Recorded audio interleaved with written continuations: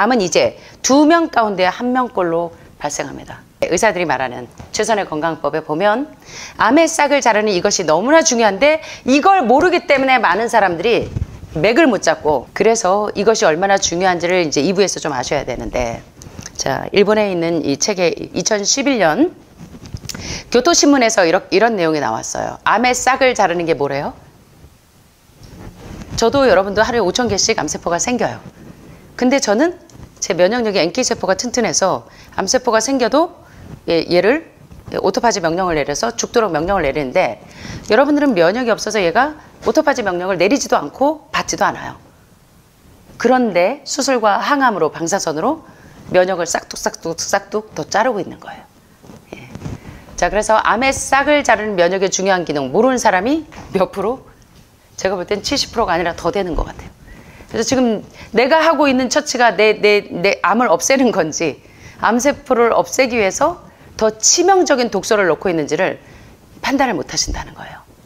자, 그래서 나카무라 진치 선생님이 얘기하는 2부의 내용은 암은 이제 2명 가운데 1명꼴로 발생하고 암 환자 3명 가운데 1명이 죽음에 이르는 그런 선택들을 하시는데, 자, 2011년 4월 5일 교토신문 조간에 인지도가 낮은, 다시 말하면 사람들이 잘 알지 못하는 면역세포의 암태치라는 제목의 기사가 실린 적이 있는데요. 건강한 사람의 몸속에서도 매일 몇 개의 암세포가 생겨요? 5,000개의 암세포는 3발의 피해요. 예, 가만히 놔둬도 여러분이 면역력만 떨어뜨리지 않고 생활 습관만 바꾸면 여러분의 면역세포가 암세포를 오토파지 시킬 수가 있는데, 그런 노력은 하지 않고 면역이 없어서 생긴 이 암세포를 더 면역력을 초토화시키고 암세포를 광폭하게 만든다는 거예요. 이 책의 저자가 얘기하기를. 그러나 그것을 면역세포가 물리쳐주기 때문에 도움이 되는데, 일본 능률협회 종합연구소가 인터넷으로 남녀 각 1,000명을 조사한 결과 이처럼 중요한 면역세포의 역할을 모르는 사람이 70%나 되었다. 면역세포의 중요성을 인지하지 못하는 사람들이 제가 볼 땐 70%가 아니라 암 환자 대부분이 이 지금 선진국 캐나다나 독일처럼 예방의학이 발달한 곳에서는, 우리 지난번에 보셨죠? 일부에서. 예, 자기가 암에 걸렸을 때 수술, 항암, 방사선에 3대 대중요법을 선택하는 사람들이 무려 5%에서 6%밖에 되지 않는다고. 예, 그래서 이제 여러분들이 좀 형이상학적으로 지혜로워지셨으면 좋겠는데요. 면역세포의 중요성에 대해서 알아야 되는데, 자, 암세포라는 것은 몸속에서 명령에 따르지 않아요. 누구의? 브레인 커맨드. 예. 모리스타 게이츠 박사의 기전에 보면 암의 기전을 설명할 때 암세포는 브레인 커맨드를 받지 않는다. 뇌의 명령을 받지 않고 지멋대로 망가진 세포가 지와 똑같은 세포를 계속 복제해 내는 게 암세포의 특징이에요. 그죠? 그래서 be out of control cellular division이라고 멋대로, 예, 뇌의 명령을 받지 않고 지 마음대로 세포 분열을 계속해요. 그게 암세포의 특징이에요. 자, 그런데 나카무라 진치 선생님의 이론을 보면서 저는 한 가지 깨달은 거는, 다른 의사분들은 이제 항암 방사선 했을 때 이게 부작용에 대해서 일일이 열거를 하면서 얼마나 삶의 질을 떨어뜨리고 그 다음에 오히려 재발전이 되는 과정들을 자세히 설명했다면, 진치 선생님은 조금 더 색다른 각도에서 표현을 했어요. 그래서 여러분들이 좀 보세요. 재밌습니다.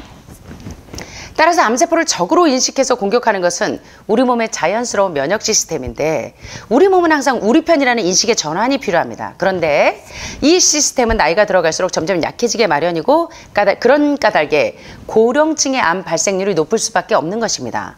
목숨을 다하면 죽는 것이 자연의 법칙이죠. 생명으로서의 유통기한이 끝난 노인에게 암이 생긴다는 것도 같은 맥락에서 이해해야 합니다. 암은 저 세상으로부터 천사가 찾아와 수고했네, 이제 자네 역할은 끝났으니 그만 돌아가세라고 손을 내미는 것과 같다. 그러니까 진이치 선생님은 굉장히 철학적이면서도 이렇게 내려놓는 법칙을 좀 아시는 것 같아요. 그래서 자연의 순리에, 자연의 법칙에, 천연의 법칙에 순응하라는 의미로 이야기를 하시는데, 누군가에게는 인생이 피곤한 것일 수도 있고 보람낸 것일 수도 있습니다. 모두 제 몫의 시간을 선물로 받아서 인생이라는 긴 여행을 해갑니다. 당연히 고단할 때도 되었죠. 이제 푹 쉴 수 있는 세상으로 가야 할 때니 천사의 손을 고맙게 잡아야 할 것입니다. 그런데 천사를 정중하게 대하기는커녕 배를 칼로 메스로 쫙 섹션해갖고 쫙 잘라내고 방사선을 쏘이고 항암제를 쏟아붓는다면 어떻게 될 것인지 생각해 보셨습니까? 예, 일부에서 암은 건드리면 건드릴수록 어떻게 진대요? 순해진대요? 광폭해진대요?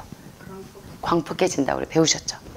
암은 화가 나서 치밀어서 제멋대로 날뛰게 되고 당연히 엄청난 통증이 발생하지 않겠습니까? 그대로 두었더라면 아무런 갈등 없이 서로 공존하면서 대부분 편안히 죽음을 맞이할 수 있었을 텐데 나카무라 진이치 선생님은요. 암 환자가 3대 대중요법을 많이 하신 분들이 마지막에 굉장히 고통스럽게 죽어가는 걸 너무나 많이 보셨어요. 그래서 약물을 많이 쓰면 쓸수록 예, 마지막에 죽음이 너무나 예, 그래서 케어하던 사람들까지 고통스러워할 만큼 그런 것들을 많이 봤기 때문에 자연의 법칙에 순응해라. 예. 자, 일본의 명품 조연 배우로 유명한 이리카와 야스노리는 아실지 모르겠어요. 일본에 사시는 분들은 좀 아실 거예요. 2010년 7월 림프로 전이가 된 8cm의 크기의 직장암이 이제 림프에까지 8cm 정도 전이가 됐어요. 그 이후에 수술을 받았어요. 근데 림프 전이돼 있을 때는 거의 림프가 피부 밑에 애과 서해부 쫙 피부 밑에 다 깔려 있기 때문에 림프로 전이돼 있다 그러면 결국 신생혈관이 뚫린 거나 마찬가지이기 때문에 그럴 때일수록 메스를 들이대고 예, 암을 더 광폭하게 만들 게 아니라 그럴 때일수록 빨리 생활습관과 식습관을 바꾸고 암세포가 빨리 동면 상태에 들어갈 수 있도록 해독을 해 주셔야 되는데 해독은 암 전문가들은 다 뭐라고 얘기해요? 암은 뭐가 답이다? 해독이 답인데 여러분들 암에 걸리면 해독을 시키는 게 아니라 더 심한 독소를 더 집어넣어. 예, 더 심한 항암제를 더 집어넣고 더 집어넣고 더 집어넣으니까 암이 다 광폭해서 날뛰는 거예요. 그래서 이게 참 원론적으로 이 나카무라 지에이치 선생님은 참 표현을 해놓으셨는데 그리고 그 이듬해 수술 받고 나서 림프까지 전이돼 있는데 이듬해 2011년 1월 간에 2군데의 전이가 발견됐어요. 예, 수술하고 항암할 때 가장 일반적인 부작용이 간에 전이가 많이 되는 거예요. 예.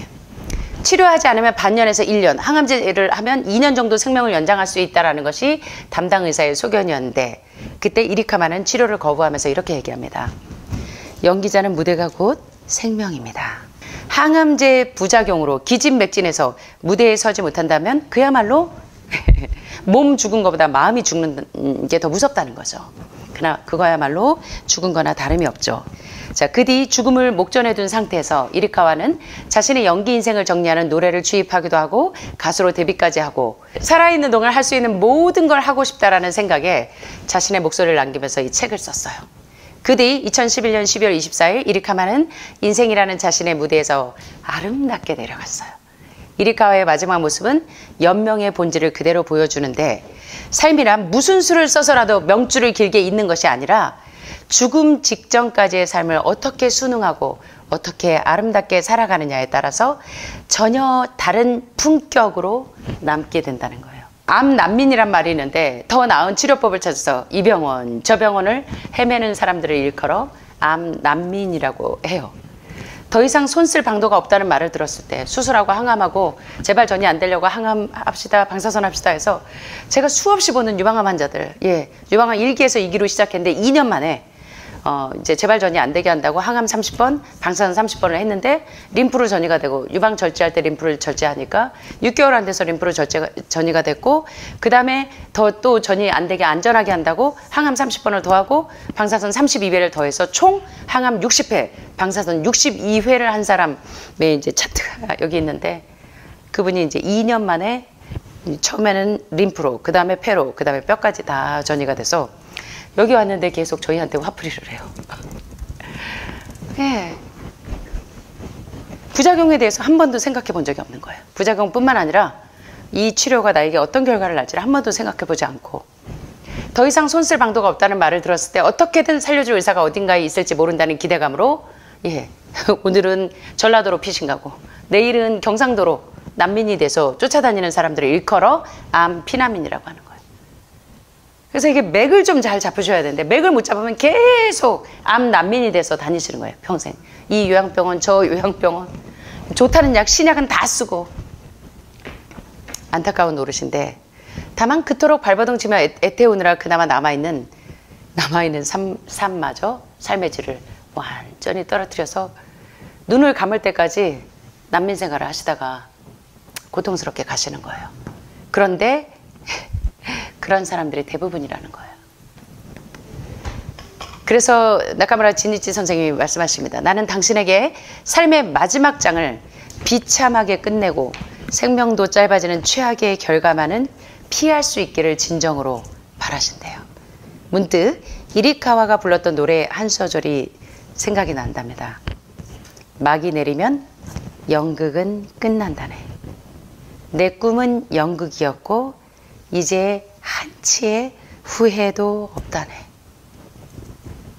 하늘마을에서 여러분 버킷리스트가 없는 그런 삶을 사시기를 바랍니다.